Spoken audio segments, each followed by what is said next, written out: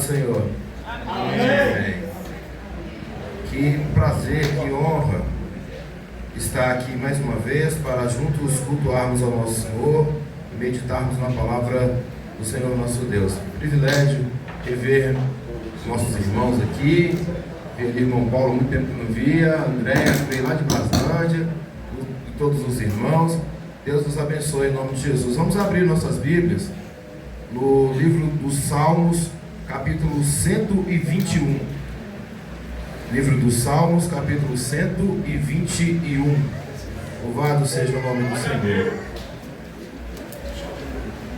Livro dos Salmos, capítulo 121.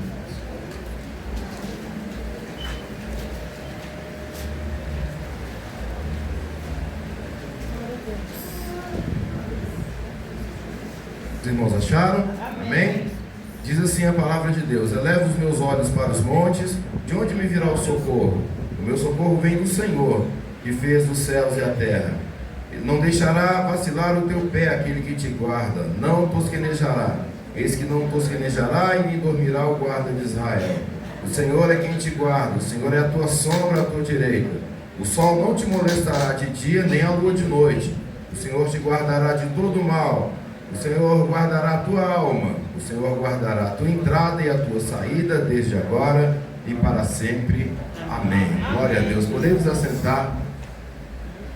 Amados irmãos e irmãs, há uns 20, 30 anos daí para trás, este salmo era obrigatória, de obrigatória a leitura e também até decorar.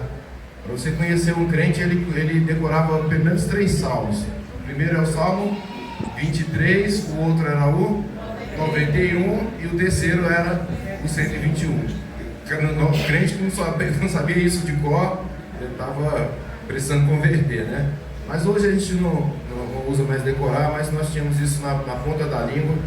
E importante é saber o poder dessas sagradas letras para as nossas vidas e da atualidade que são essas sagradas letras. Elevo os meus olhos para os montes, de onde me virá o socorro? Meu socorro vem do Senhor, que fez os céus e a terra. E hoje eu quero trazer 6 promessas que esse salmo vem trazer para todos nós. Eu gostaria de trazer o contexto no qual se deu a escritura desses salmos, para os irmãos entenderem o poder dessa palavra. Quantos querem ouvir a palavra de Deus aqui? Fala amém. É importante que nós entendamos e que nós venhamos extrair daqui todo o poder. Vamos espremer esse salmo para que o poder de Deus, através da palavra dele, venha nos conduzir. Amados irmãos e irmãs, esse salmo, ele pertence a um inário que existe dentro do livro de Salmos. O livro de Salmos tem 150 capítulos. Mas dentro de todo o livro de Salmos tem um inário, e são chamados de cântico de ramagem. Começa no Salmo 120 e termina no Salmo 134. São 15 salmos. Do 120 até o 134 é um inário que tem no meio do salmo. E para que servia isso? Os irmãos vão me entender. Irmãos, existiam 3 festas sagradas para os judeus. Muitas dessas festas ainda hoje são sagradas. A primeira é o Pessach, a outra é o Shavuot e outra é o Sukkot. Aqui no nosso, para ficar mais próximo da nossa compreensão, Páscoa, Pentecostes e Tabernáculo. Existiam outras festas, mas essas eram obrigatórias. Todos os judeus, todos os hebreus, eles tinham que ir para Israel para cultuar o Senhor. Pela Páscoa, que representava a saída deles lá do Egito, a festa das semanas, né, que é a festa dos Pentecostes, né, a festa que vai comemorar a colheita, e também a festa dos tabernáculos, para lembrarem que Deus foi provedor na vida deles enquanto eles caminhavam pelo deserto e habitavam em tendas, em barracas, a festa dos tabernáculos. Então essas 3 festas, o povo de Deus era obrigado, a gente coloca isso entre aspas, mas eram festas que costumeiramente todo hebreu ia para Israel para adorar o Senhor no templo. Então, pelo menos 3 vezes no ano, independente do lugar que a pessoa morasse na Palestina, eles tinham que se deslocar para Jerusalém para adorar o Senhor. 3 festas: Páscoa, Pentecostes e Tabernáculo. E é nesse contexto que o salmista diz: alegrei-me quando me disseram, vamos à casa do Senhor. Esse vamos à casa do Senhor é vamos viajar para lá, vamos viajar para Israel para comemorar. E ele dizia que ficava feliz quando tinha essas 3 viagens ao longo do ano. Alegrei-me quando me disseram, vamos para Sião, vamos para o Monte Moriá, vamos para o templo, vamos para louvar o Senhor. Então ele ficava alegre, porque também era uma viagem muito festiva. As pessoas pegavam os seus pertences, pegavam suas crianças, pegavam alguns animais para serem sacrificados. E imagine os irmãos, iam em romagem, ou seja, romaria. Quem já foi católico aqui? Né? E quem já viu procissão de igreja católica? Né? As pessoas andando, carregando aquela imagem. Então era mais ou menos assim, mas era uma alegria muito grande. Para essas 3 festas eles iam caminhando, eles faziam viagens. E nós sabemos que os caminhos não eram pavimentados, não havia falar em asfalto e nada desse tipo. Era caminho rude, caminho rústico, e eles iam com suas crianças, com seus idosos, até com seus doentes, levando animais, levando cargas, e com seus jumentinhos, e iam caminhando de toda a Palestina para Israel, para o templo, para cultuar o Senhor. E é nesse contexto que o salmista escreve este Salmos capítulo 21, e todos esses capítulos, do 120 ao 134, eram os hinos que eles iam cantando. Imagina a festa, aquele povo todo cantando esses hinos do Salmo 120 até o 134. Então era uma festa alegre. Por isso o salmista diz: alegrei-me quando me disseram, vamos fazer essa viagem para adorar o Senhor no seu santo templo. Ele gostava de viajar para adorar o Senhor. Então, meus amados irmãos, esse caminho para Sião e para o Monte Moriá, o templo estava edificado no Monte Moriá. Só que toda aquela região foi chamada de Sião. O próprio Israel, a própria Jerusalém foi chamada de Sião. Então hoje a gente pensa assim: o templo, ficou bem poético dizer que o templo era edificado em Sião. Então Sião virou o nome de uma região, mas ele é especificamente no Monte Moriá. Então eles iam para lá. E o que acontecia nessa romaria, nesse caminho? Perigos, meus amados irmãos. Que tipo de perigo que acontecia nessa região? Era perigoso surgir leões. Veja, a gente nem imagina você estar andando e aparecer um leão na nossa frente, não é verdade? O que é isso? Urso. O salmista Davi era menino cuidando das ovelhas do pai, de repente surge quem? Um urso. E de repente surge quem? Leão na frente dele. Imagina a situação. Um urso na sua frente, o que você faz? Então nessa região surgia urso, surgia leão, tinha o perigo de cobras também, de cobras de serpentes venenosas, e um outro perigo muito comum nessa região também, nessa época, eram os assaltantes, que a Bíblia chama de salteadores. Por que assaltantes? Porque eles iam levando nesse caminho lá para o templo os seus bens, seus pertences, seus animais para oferecerem em sacrifício. Então os ladrões, que existiam naquela época, os assaltantes, eles falavam: opa, é a nossa vez, Pelo menos os ladrões também comemoravam, ficavam felizes com essa festa, que passando tanta gente, vamos assaltar. Então eles corriam muito risco de serem assaltados, existiam muitos salteadores. Então, leão, urso, assaltante, pedregulhos, terrenos inóspitos o tempo inteiro. Essa era a jornada até chegar em Sião, até chegar lá no monte do Senhor, até poder adorar o Senhor. E se nós fizermos a transposição desse plano físico que nós contamos aqui rapidamente, historicamente, para o plano espiritual, nós também todos estamos caminhando para Jerusalém celestial, para Sião, para o templo de Deus. E este caminho que nos leva até o Senhor é um caminho difícil, é um caminho cheio de perigos também. As irmãs estavam cantando aqui no final do hino, diz assim: Senhor, eu quero chegar no céu, me ajuda. É necessário isso, pastor Caio. É necessário isso porque o trajeto que a gente leva nessa romaria espiritual para chegar à casa de Deus é uma caminhada de dificuldade, de leões, de ursos, de salteadores, de assaltantes nessa caminhada. Se não for o Senhor, a gente não consegue chegar. O hino dizia: me ajuda. Nós precisamos da ajuda do Espírito Santo para que nós venhamos romper todos os perigos que são colocados na nossa vida. E o salmista vai dizer: eleva os meus olhos para os montes. A visão de monte era uma visão em certa medida mística. porque as pessoas faziam sacrifício aos deuses, geralmente nos montes. O próprio Senhor Jesus, quando orava nos montes, o templo foi construído no Monte Moriá, tinha um templo, tinha um monte considerado, muito considerado, Monte Hermon, tinha um orvalho que nutria a terra, Monte de Sião, a Bíblia fala muito em monte. Então o salmista, ele traz algo próprio deles, do conhecimento deles, eleva os meus olhos para os montes, para o místico. Mas de onde me virá o socorro? O socorro vem dos montes, a coisa mística? Não, o meu socorro vem do Senhor que fez os céus e a terra. E qual a importância do Senhor que fez os céus e a terra? O salmista tem dito, fez os céus e a terra, porque toda a natureza foi feita por Ele, está debaixo do poder de Deus. Certa feita, Jesus disse ao mar e ao vento, aquieta-te. O barco estava a perecer, quase afundando por causa das ondas, da tempestade que se abateu sobre o barco. E Jesus dormia tranquilamente no porão, mas os discípulos não tiveram fé o suficiente para resolver aquela situação. Chamaram Jesus, e Jesus veio e disse ao vento e ao mar, aquieta-te, e houve calmaria. E os discípulos ficaram impressionados, eles já conheciam Jesus, estavam há anos andando com Jesus, e disseram assim, quem é esse? E até o vento e o mar lhe obedecem. O vento e o mar obedeceram porque Jesus é o próprio Criador do vento e do mar. Então nosso socorro vem do Senhor que fez os céus e a terra. Tudo está debaixo da autoridade do nome do Senhor. O meu socorro vem do Senhor que fez os céus e a terra. E se vier o urso, o meu socorro vem do Senhor que fez o urso.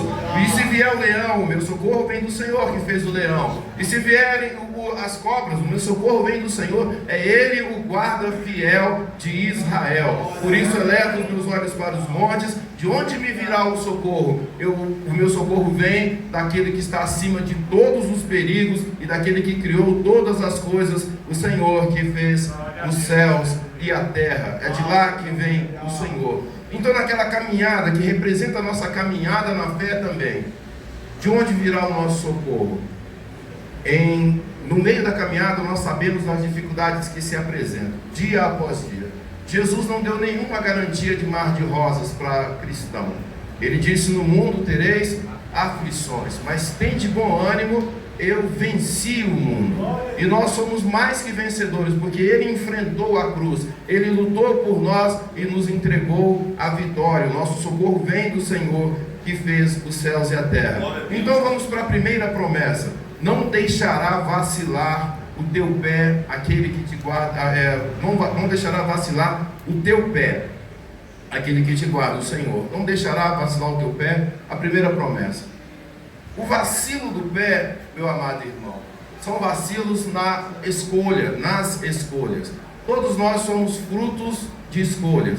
Se você escolher um caminho, a depender do caminho que você escolher, você vai ser bem sucedido ou você vai ser uma pessoa derrotada. Quantas pessoas, que a gente foi criado aqui na Ceilândia, e eu amo essa cidade de paixão, e quantas pessoas, amigos meus da minha juventude, escolheram o caminho das drogas, da criminalidade, que hoje já morreram, né, menino? Da alcoolismo. E você teve a informação, o colega que soltava pipa ali em cima morreu de cirrose hepática. Outros foram presos, a polícia matou, eles se mataram. Escolha de caminhos equivocados. E todos os dias nós temos que fazer decisões, tomar decisões.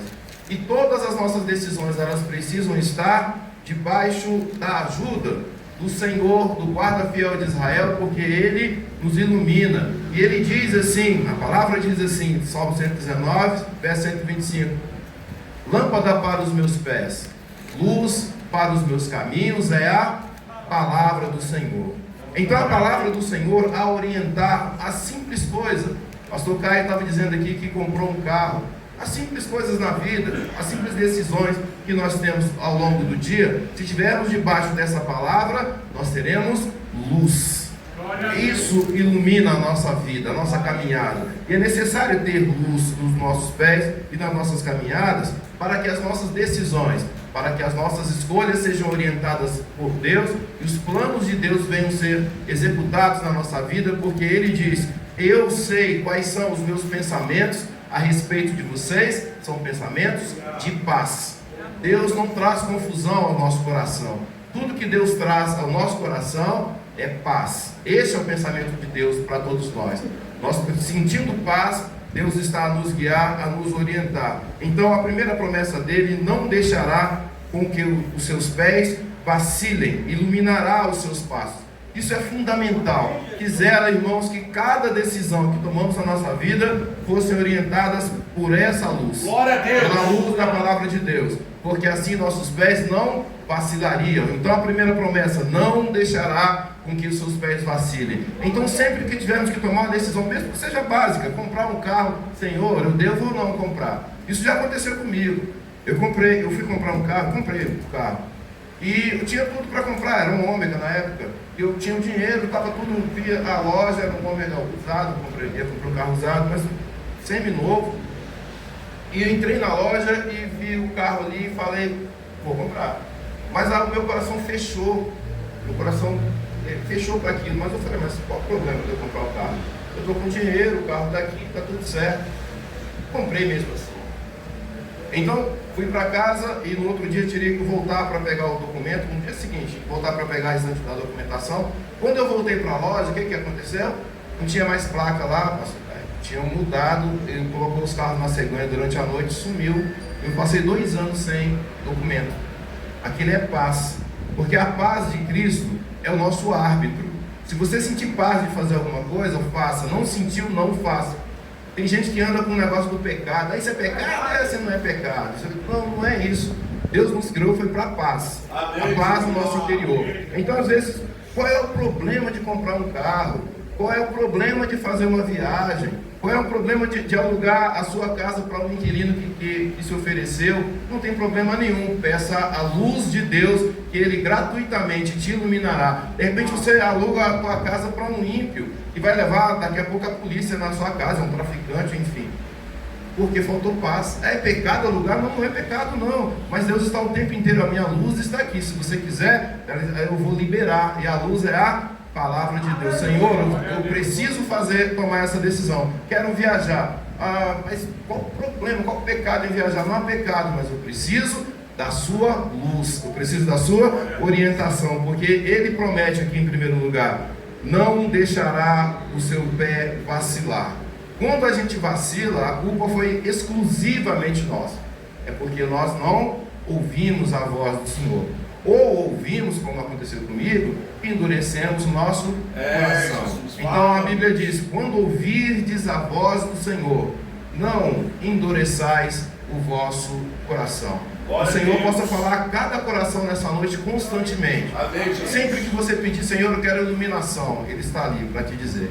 Mesmo que seja absurdo o que o Senhor está falando, mas esse absurdo é porque Deus disse através do profeta Isaías: os meus caminhos não são os vossos caminhos, os meus pensamentos não são os vossos pensamentos. Assim como a terra é distante do infinito, os meus pensamentos são mais elevados do que os vossos pensamentos. Então, ainda que você não entenda, não concorde com o que Deus está falando, siga o Senhor, que não tem erro. Ele não deixará vacilar o seu pé. E o salmista prossegue nesse salmo de romagem, dizendo assim: aquele que te guarda não tosquenejará, eis que não tosquenejará nem dormirá o guarda de Israel. É a segunda promessa: não dormir. Eu, no início da minha carreira, trabalhei como agente da vigilância judiciária, hoje STJ. E às vezes eu confesso, irmãos, que eu dormia no serviço, na madrugada. De uma vez que o cara chegou às 3 da manhã, eu estava puxando o ronco e com aquela fardinha de vigilante, não sei quem foi vigilante aqui. Aí o cara chegou assim para mim, bateu, o meu chefe, o cara lá, chegou, bateu em mim: Paulo Roberto, você está dormindo? Eu limpei a baba, eu falei: não, limpando a baba, ele está babando. Mas quem quer ter um vigia desse? Que vigia meia boca, vigia que dorme no serviço?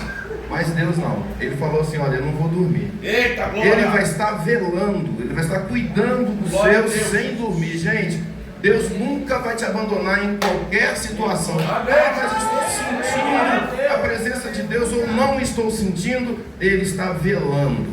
O sentimento, ele não muda a palavra. Ah, estou sentindo a presença de Deus ou não estou sentindo, Deus está aqui por causa da palavra. Ele disse que onde estiver 2 ou 3 pessoas reunidas em meu nome, eu estarei no meio deles. Nós estamos aqui nessa noite reunidos em nome de Jesus. Não tem dúvida, se você está sentindo ou não, Ele está aqui por causa da palavra. Ele não tem compromisso com o nosso sentimento, Ele tem compromisso com o que Ele falou. Então Ele disse assim: eu não vou dormir. Não pensa que Deus tirou um cochilo, como Elias zombou dos profetas de Baal. Falou: olha, clama mais aí, talvez esses caras, o Deus de vocês aí vai dar uma saidinha, foi no banheiro e tal. O nosso Deus não, Ele não vacila, Ele não dorme e nem tosquenejará, nem dá aquele cochilãozinho. De forma alguma, Ele está sempre com os olhos arregalados sobre a sua vida, sobre todos nós. Ele está a nos vigiar constantemente. Eis que não dormitará, nem tosquenejará o guarda fiel de Israel. Que privilégio nós termos um guarda desse, pastor Caio. Que privilégio. Sabe quem é esse guarda que nos guarda? O mesmo que criou os céus e a terra. Que maravilha. Quanto nós pagaríamos para ter uma vigilância tão especial, pastora Marisete? Quanto nós pagaríamos para um vigia desse? Sabe quem é o nosso guarda? O Senhor que fez os céus e a terra. Esse é o nosso vigia. Mas o que vai adiantar o cadeado para o bandido? O que vai adiantar a corrente? Isso tudo é importante, a gente tem que ser prudente, tem que usar o cadeado lá na porta, tem que trancar, botar a corrente, mas quem guarda é o Senhor. Ele é o guarda de Israel. Porque está escrito: se o Senhor não vigiar a cidade, em vão vigiam os sentinelas. Quem guarda é o Senhor. Às vezes a gente quer guardar o nosso filho, mas a gente não tem como ser onipresente, estar o tempo inteiro ao lado do nosso filho, protegendo dos influenciadores digitais, protegendo do quanta bobagem que eles ouvem na internet, pessoas que estimulam o suicídio, né? Estimulam a depressão. A gente não tem como cercar o nosso filho, mas Deus é onipresente, Ele que guarda os nossos filhos, Ele que guarda a nossa família, Ele que nos protege. O guarda fiel de Israel, Ele é sempre atento, sempre vivo, nunca tosquenejará, sempre os olhos do Senhor estão ao nosso lado. E por que a questão do sentimento? Às vezes os problemas são tão grandes que você pensa que Deus deu uma cochilada, ou foi dormir. Ah, eu acho que Deus não me ama mais. É falta de palavra na sua vida. Deus sempre vai te amar, sempre está vigilante, não está dormindo. Agora, são quantas horas da noite? Agora são 20h35. 20h35, Deus está atento. Amém, Jesus. Está no céu olhando para a sua vida. Cada um de nós. Nós estamos andando e Ele ali em cima da gente o tempo inteiro. Mesmo que a gente não sinta. Porque às vezes acontece uma privação ou uma provação. Quem permitiu? Ele próprio. Porque Ele é o Criador dos céus e da terra. Mas Ele continua velando por cada um de nós. É um Deus zeloso. Nós servimos a um Deus zeloso que não descuida de nós. A terceira promessa estará ao teu lado como uma sombra. Acho que já falei aqui quando eu estava trabalhando, estudando junto com os irmãos aqui a Bíblia. Não sei se alguns irmãos que estudaram aqui lembram de uma menina que descobriu a sombra e o pai dela filmou. Primeira vez que ela descobriu, ela com 2 aninhos ela descobriu a sombra. De repente ela olhou a sombra ao lado dela, aí ela ficou com medo daquela sombra e começou a correr. E a sombra ia atrás dela, virava para cá e a sombra ia, ela começou a chorar: papai, não quer me largar não. Ele falou: não, filho, essa é sombra, ele nunca vai te largar. Deus está no seu pé como a sua sombra. Amém, Jesus. Ele nunca vai te deixar. Se você vai para um lado, está sentindo, não importa, o sentimento não importa. Ele está ali, vem para o outro, a sombra aqui. Vai para frente, olha a sombra aqui, ele está no seu pé. Glória a Deus. Deus está no seu pé o tempo inteiro. E ele diz assim: eu sou a sua sombra à sua direita. Amém. Sabe quem é a nossa sombra? Que Deus, o Criador do universo. Que privilégio para nós termos esse vigia, esse vigilante ao nosso redor, acima de nós, atento o tempo inteiro e como uma sombra. Você não consegue escapar dessa proteção de Deus. E Deus vai estar o tempo inteiro ao seu redor, te protegendo como uma sombra. Então é importante habitar nesse esconderijo, o esconderijo do Altíssimo. Quem habita no esconderijo do Altíssimo pode ficar tranquilo à sombra do Todo-Poderoso. A sombra do Todo-Poderoso descansará. Então, meus amados irmãos, o melhor lugar do mundo é debaixo da sombra do Altíssimo. Amém. Porque se nós sairmos, a gente fica sujeito a todos os perigos, leões, ursos, assaltantes, pedras no caminho, se nós sairmos debaixo da proteção de Deus. Ele está sempre aqui. Quem sai é o homem. Ele está sempre aqui. Volta, é igual o filho pródigo. Ele saiu, ele teve problemas severos, com todos os perigos do mundo. De repente ele voltou, o pai estava no mesmíssimo lugar. Jesus. Deus sempre vai estar no mesmo lugar para te proteger com sua sombra. E o melhor lugar do mundo é debaixo da sombra do Altíssimo. Glória a Deus. E parece uma loucura você ter paz no meio da guerra, mas essa é a paz de Deus. Amém, Jesus. A paz de Deus não é aquela paz normal. Não é a paz que te dá o conforto da sua conta bancária. Não é a paz que te dá a tua plena saúde. Não é a paz que te dá os seus amigos. A paz de Deus, ela excede a sua capacidade de pensar. Eita, é Jesus. paz no meio da guerra. A guerra está acirrada, tiro para todo lado, mas eu estou em paz. É como um passarinho em cima da montanha e as ondas do mar batendo no pé da montanha, revolta, pá, e bate, ele está ali dentro do ninho, dormindo. Essa é a nossa paz. Amém. Essa é a paz no meio da guerra. Glória no meio a Deus. da dificuldade, porque nós estamos amparados pelo poder dessa grande ave, dessas asas poderosas que nos dão sustentação. É lá que nós devemos estar. O próximo versículo tem uma próxima promessa: o Senhor te guardará de todo o mal. Na oração que Jesus ensinou aos seus discípulos, a todos nós, a oração do Pai Nosso, ela encerra assim, no livro de Marcos, ela encerra ali, ela não tem aquela conclusão, porque teu o poder, o reino. Então ela termina: mas livrai-nos de todo o mal. Mas livrai-nos do mal. Amém. Tinha uma criança que tinha muito medo, medo do escuro, que conta. E ela chegou para os pais e falou assim: olha, eu tenho medo. Mas de que você tem medo?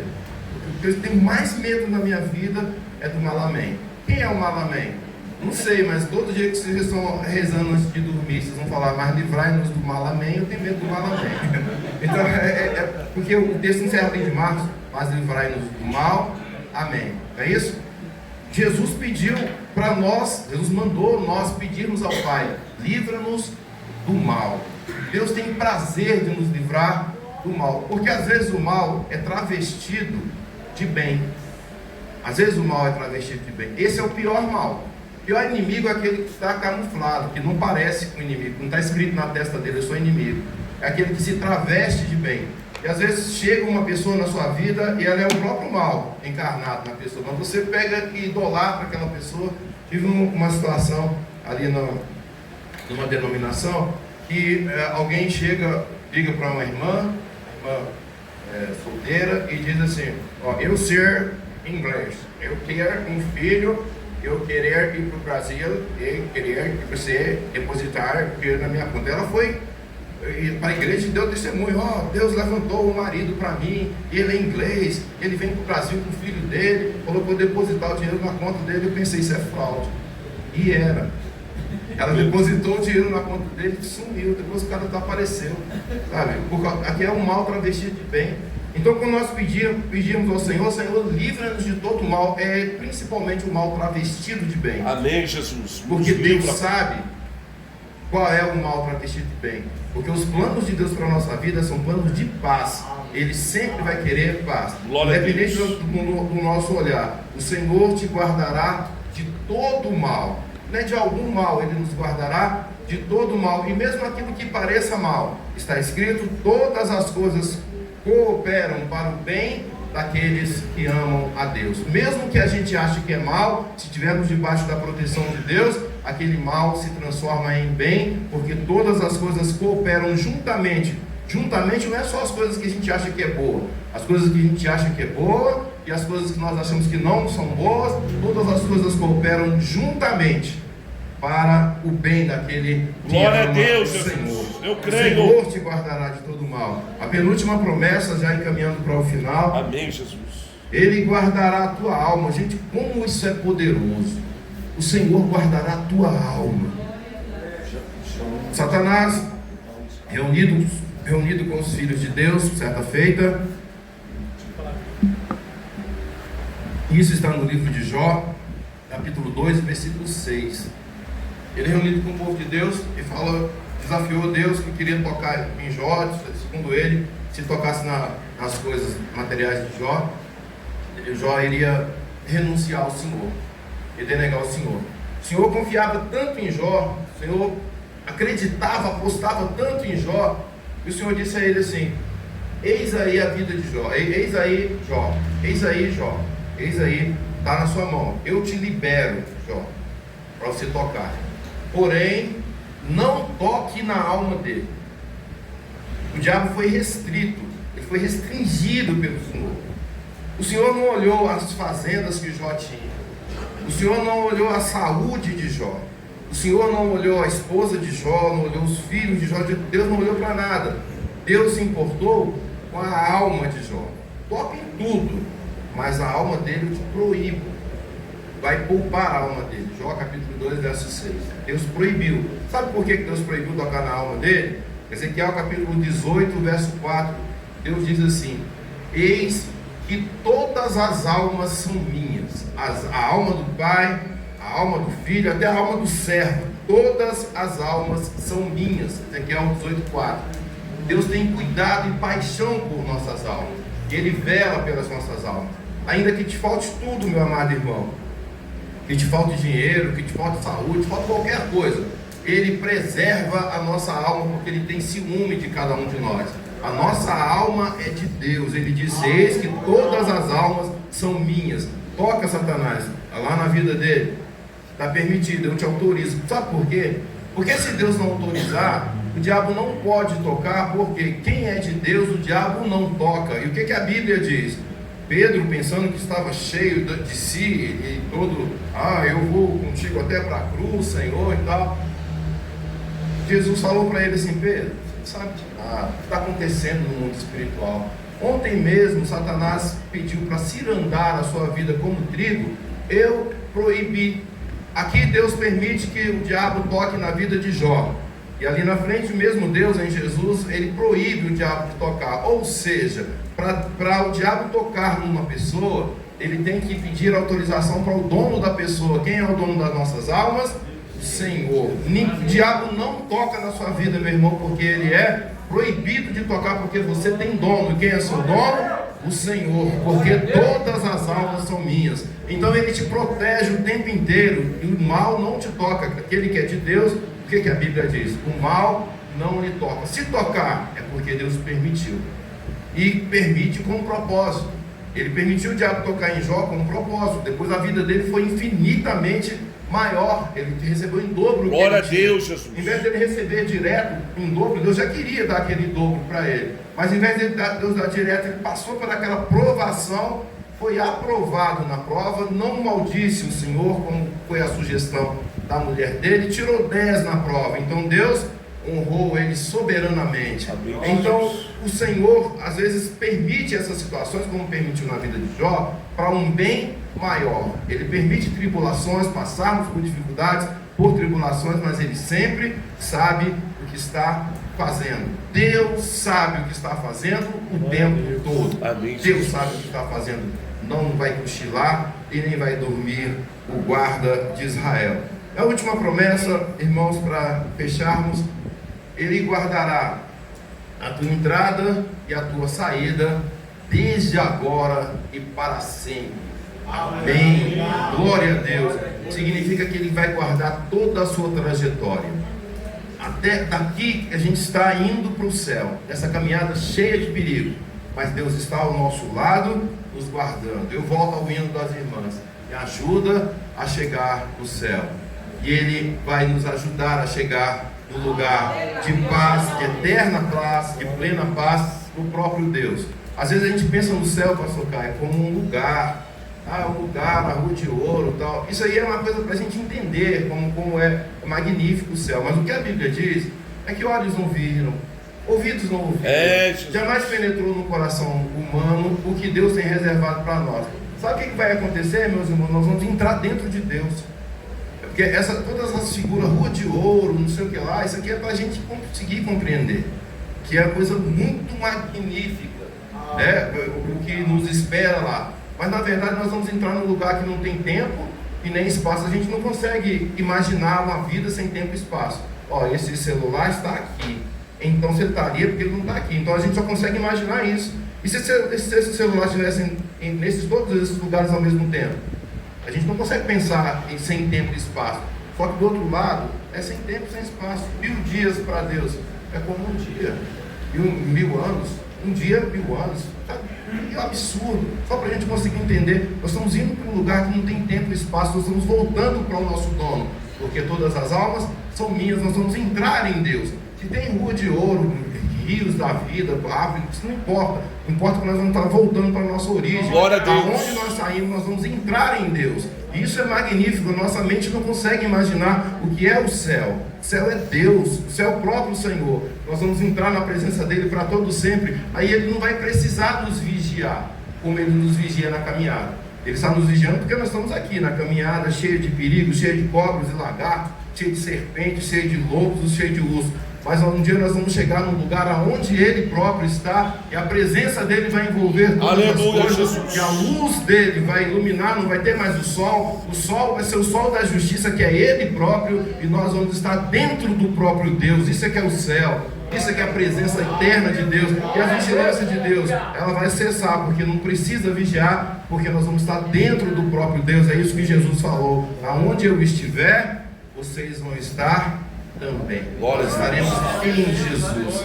Isso é maravilhoso, meus amados irmãos. Então é isso que ele nos quer dizer. Então, meus irmãos, isso aqui não é um altar, aqui é um tablado, um palco. Altar, o último foi o Calvário. Mas há um altar espiritual onde Deus recebe o nosso sacrifício. Jesus falou: vai chegar um tempo que não precisa de Monte de Sião, de templo de Jerusalém. Vai chegar um tempo, que já chegou, em que os verdadeiros adoradores adorarão a Deus sem precisar voltar para Jerusalém, voltar para Meca, como os judeus fazem, como os muçulmanos fazem. Não precisa disso, desses rituais. Vai chegar um tempo em que verdadeiros adoradores adorarão o Senhor em espírito e em verdade. Mas do altar celestial, do altar espiritual que isso aqui representa, sai bênçãos para a nossa vida. E quem recebe as bênçãos de Deus pode falar um amém comigo após cada promessa que esse Salmo 121 nos passa. Então eu vou dizer a promessa e vocês vão dizer. Quem concorda vai dizer amém, porque vai ser assim na sua vida, se você acreditar. O Senhor não deixará vacilar o seu pé. Amém. O Senhor não dormitará sobre a sua vida. Amém. O Senhor será a tua sombra, a tua direita. Amém. O Senhor te guardará de todo o mal. Amém. O Senhor guardará a tua alma. Amém. O Senhor guardará a tua entrada. Amém. O Senhor guardará a tua vida. Amém. Para todo sempre. Amém. Glória a Deus. Que Deus nos abençoe.